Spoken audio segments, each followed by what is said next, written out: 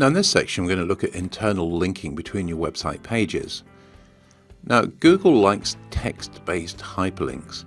If you go back to the Google Webmaster Guidelines, and I'll keep mentioning this because it is very important, if you go and read the Google Webmaster Guidelines, and especially if you read between the lines as it were, over and over Google will make the point that it likes text-based links. And the reason for that is Google can easily understand links that are text-based. And best of all, of course, you now know that you can use your anchor text within the text links and basically pack your keyword phrases within reason into your text links. Now Google likes a nice complex internal website linking structure. So you don't want to link every single page to every single other page because that would be stupid. But if Google finds like a complex web of interlinking pages within a website, it's going to find it more interesting, it's going to find it easy to follow the text links from page to page, and over time you're going to get rewarded by Google. Now at the very least you want to make sure that every single page within your website can at least link back to your website. Again, this is specifically mentioned in the Google Webmaster Guidelines. What you don't want are any what are called orphan pages, where you link from a page to another page, and for one reason or another there's no menu or no link back on that orphan page to go anywhere else.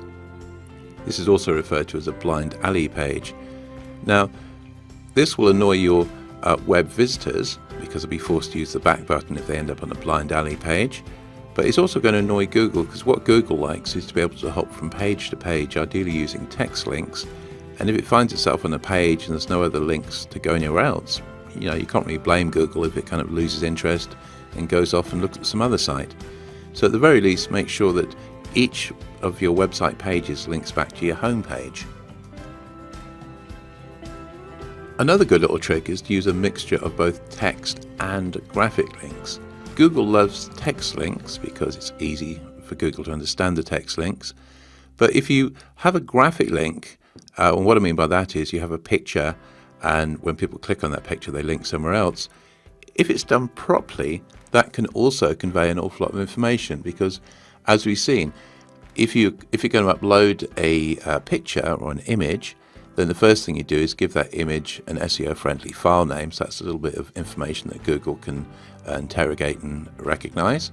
Once you've uploaded the image to your website, then of course you can insert what's called the alt tag behind the image, and then of course you can link from the image to somewhere else that's of interest, and if that target page kind of links up with the information in the alt tag and also in the file name, then all of those little bits of information are all kind of lined up as it were, and then it helps Google to understand what the target link is about and what the target page is about, and it'll also give you relevance to the page you're linking from, so the whole thing kind of lines up as it were.